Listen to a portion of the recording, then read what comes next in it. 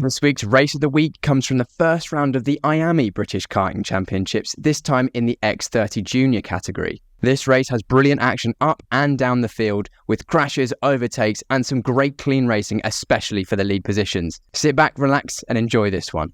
Here we go then. Into the tram lines, 12 minutes plus 1 lap, away and racing. It's a much better start for Orange. Mackie this time does have to concede back into the main part of the pack. Has lost a couple of positions, but is still part of the main discussion. Up onto the bridge for the first time. Riley Cranham has fought through into second place. He followed the pole sitter in the direction he needed to go, and look at the pack of them all the way down into hairpin number 1. Harrison Whitcomb trying to go around the outside with the red helmet there for Argenti Motorsport. Taylor Orridge is having to defend. He's feeling that need. He's got to keep himself in that track position because there's a huge swarm of cars behind. About 6 of them have broken off the front. I think it's Thomas Min-Spearing at the front of the main chase pack. Nicholas Schaufler's down the inside. One of the MBRs is on the grass. Rocker Coronel's trying to go around the outside. Kenzo Craigie's going to try go even around the outside of the outside there. End of lap number 1. This one will run through. It's Taylor Orridge in the lead of this race. Riley Cranham P2, Lewis Islin P3, Mackie 4, Whitcomb 5. Then a bit of a gap by 1 second back to Nicholas Schaufler in 6th. Daniel Kelleher, Thomas Min-Spearing, Jack Eiliff and Monza Junior Canini. That is your top 10 at the end of the first lap. Down towards hairpin 1 on lap number 2. Here comes Lewis Islin. He's already got past Cranham on this lap. He's now taken the lead. What a bit of driving by Lewis Islin for Jade Racing Team. Oh, one of the Fusions is facing the wrong way there. I think it's the number 9 of Canini. It is. So Monza Junior Canini, after the great work in the heats today, it's all gone wrong for him in the final. But it's Islin, clear. Orridge down the inside of Mackie, retakes P2. Where has Cranham gone in all this? It's down to P5 behind Harrison Whitcomb. Nicholas Schaufler coming back into this as well. Great opportunity now though for Lewis Islin. Has got a bit of a gap, half a second ahead of Orridge. Mackie there in 3rd. They've got to work together right now to close Lewis Islin back in. Lewis Islin's single lap pace this week and in the TVKC meeting 1 week prior has been phenomenal. They cannot let him get away. Nearly 3 wide as they head down to hairpin number 1. Harrison Whitcomb has got ahead of Harrison Mackie and Riley Cranham, while the Fusions are not having everything their own way in this one. Nicholas Schaufler's down the inside of Cranham now, as is Danny Kelleher, the Irishman fighting through there, gaining a position. This is the kind of race that Nicholas Schaufler will be enjoying now. He's got nothing to lose in terms of championship. He's one of the European runners here this weekend with an eye on the World Championships later in the year. He's had some great race performances so far in Europe in 2024, and he can fight through this order. End of lap 3, Islin from Orridge. The gap is coming down. It's 0.34 of a second now. Whitcomb there in 3rd place. Jesse Phillips is flying through the order. Up 12 positions for last year's Iame Water Swift champion. He's into 12th place now. And if it stays tight at the front of the field, he could come into place just at the back there of your shot ahead of Rocco Coronel. Into hairpin 1 once again. Defensive move there from one of the Forza Racing drivers. I think that's Jack Eiliff. Yes, it is. The American from Texas in 9th place. Pulsating. So there's a lot of drivers in trouble there. 1, 2, 3, 4, 5. The number 62 of Aaron Richardson was one of them. One of the Forzas was also off there. And oh, that's Iskender Solfikari with a lot of damage to the right rear. That surely will go no further. Jarrett Clark is out of this race as well. And, well, you've got to give it to Iskender. Oh, Dries van Langendonck's out. So that's 3 Forzas gone in the space of about 20 seconds. The reigning Junior World Champion is out of this final. 7 minutes and 45 seconds to go. Harrison Mackie starting to get into his stride. Has just set the fastest lap of the race. There's been a change at the front of the order. Orridge has got past Islin. Whitcomb into P2. More trouble. This time it's Aaron Richardson in the number 62. I think George Quatermain has also had problems. He's there in 28th place.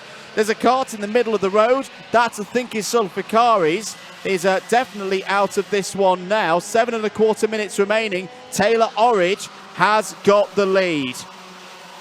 Well, that has got to be 5 of the most dramatic laps that we've seen so far this season in the Vera Tools British Kart Championships. Lots of work for David Manchester, you'd imagine, in the CCTV room there. End of the 5th lap. Orridge still leads from Whitacombe. Under the bridge they go. Also coming up through the order, Zach Green. He's gained 12 positions now. Is there in 14th place. And I think there's a driver off through the bowl.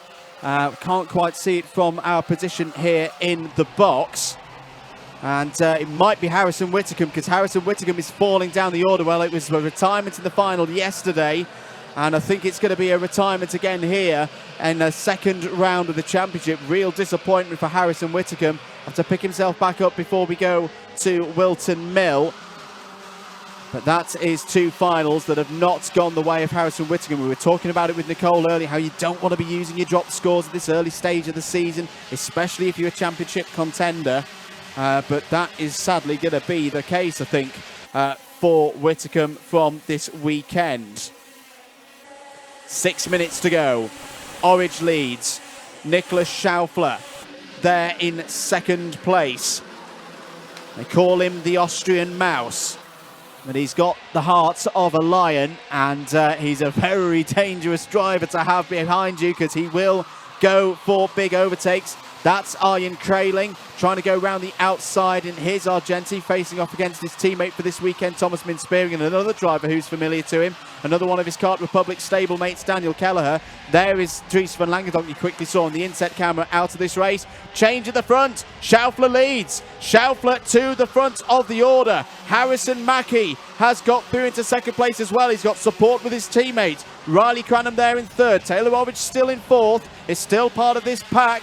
But you've got to think right now it's going to be 3 of these 4 drivers on the podium. Aston Sharp, Thomas Minspearing, they've got to get their heads down now. They've got to chase 4 of the fastest drivers here this weekend in Europe across the course of this season. Kenzo Craigie's just set the fastest lap of the race, a 57.77, but he's down in 15th place. Harrison Mackie, is he going to go for the move? He looks over the shoulder, he is going to go for the move on Nicholas Schaufler. Oh, good defence from Schaufler. Used the speed, braked late, went round the outside. Down the inside, Cranham, I think, has lost the spot to Orridge. In fact, Orridge is back into second place. They're all discussing with one another how they're going to tackle the emergence of Nicholas Schaufler, who, remember, is not part of the championship full term. A driver here will be back here, you'd imagine, later on in September. And this is going to be a warning shot for everybody looking forward to that World Championships later on in 2024. Nicholas Schaufler had a tough time 2 weeks ago in Val d'Argenton. Didn't have the kind of time qualifying you would have wanted to be part of the mix for the race win. But we definitely saw that in Valencia. We know his speed. He's one of the fastest drivers in junior categories in the world in 2024, and he's showing his talents here in the Vera Tools British Kart Championships. Down towards hairpin number 1. Defensive move in the battle for 6th place between Kraling and Spearing. Kelleher just behind there in 8th. Jack Arlett still running strongly in the top 10, which is now completed by Jesse Phillips. This is a very impressive run from Jesse Phillips. Give him time. He's going to get this X30 junior class sorted. Give it a couple of races. I think you're going to see Jesse Phillips right at the front of the order as he takes that big step, or has taken that big step, from Iame Water Swift, from the inter and mini categories up here into the full 125cc categories. End of lap number 9. Schaufler still leads from Mackie. Orridge in third. Cranham P4. Aston Sharp has just set the fastest lap of the race. Needs to keep pushing at that pace if he's going to join this quartet at the front of the field. I tell you what, I think he is doing. That's a mega run for Aston Sharp over the bridge. He's going to join the back of the train with Riley Cranham now. There's nothing much that these 4 can do. Aston Sharp, who had a terrible time qualifying earlier on this morning, has had to fight back from the last row of the grid in each of his heats, is now fighting for the round win. What a story this would be for the youngster there, racing for Mick Barrett, racing, change for the lead. Mackie has got ahead. Mackie has got ahead of Schaufler. Now we start to see the man in form going into this weekend. Was in this position 1 week ago in Franciacorta for the second round of the Iame Euro Series. He didn't have it all his own way. He made that stunning overtake round the outside. Oh, Schaufler's all over the curb there. That's a huge moment for the Austrian. Surely he's going to lose out there to Orridge, to Cranham, possibly to Sharp as well. Schaufler wrestles his way back in. He's not giving up that third place lightly. Here comes Aston Sharp though. Aston Sharp down the inside of Cranham. He points to Schaufler to say, no, keep going. I'm not going to lunge you all the way back from there. That would be a silly move at this stage of the race. Good heads-up driving from Aston Sharp. 1 minute and 33 seconds to go. Cranham's down the inside of Sharp. Gets fourth place back. You don't know where to look in this race. It doesn't leave you a moment for a breath. Sharp gets back down the inside. Cranham immediately responds with his own move back to retake fourth place. This is going to lose them touch with the top three. We may have our podium drivers. The question is, what order are they going to be in come the end? Warning for Zach Green in the number 8. Sharp makes a move down the inside of Cranham for fourth place. One driver's cutting across the grass. I think it might have been Jack Iliff. It looked like a Forza Racing entry to me into the bridge once again. But look at the gap that the top three have got now. They're clear of Aston Sharp. Arjen Kraling's now trying to find a way past Aston Sharp. Aston Sharp will not be beaten here today down into hairpin number 1. Plus 5 second penalties come in for Morgan Moore, the number 16. There's also been plus 5 second penalties for the number 12 and for the number 9 as well. None of those drivers are in contention for the race win. We stay focused here at the front of the order as Sharp holds up what must feel like half of Lincolnshire right now. Warning for the number 19 of Arjen Kraling, who is in this second group.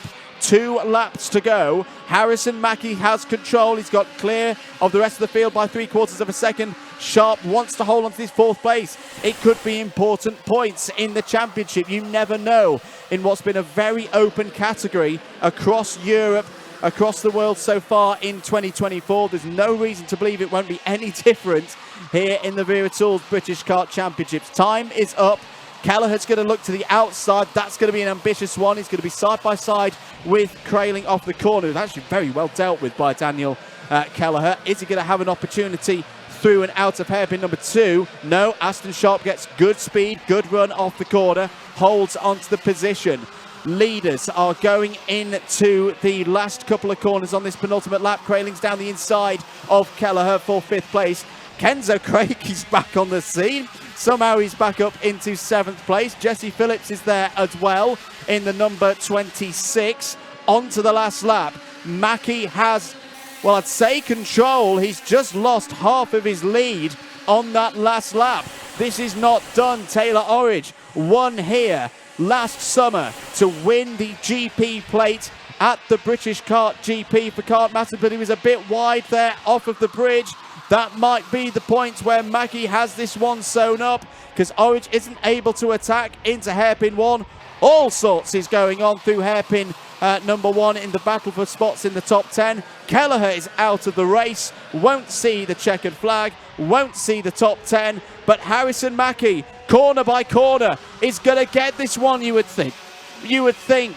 Taylor Orridge is still there in 2nd place, Schaufler in 3rd.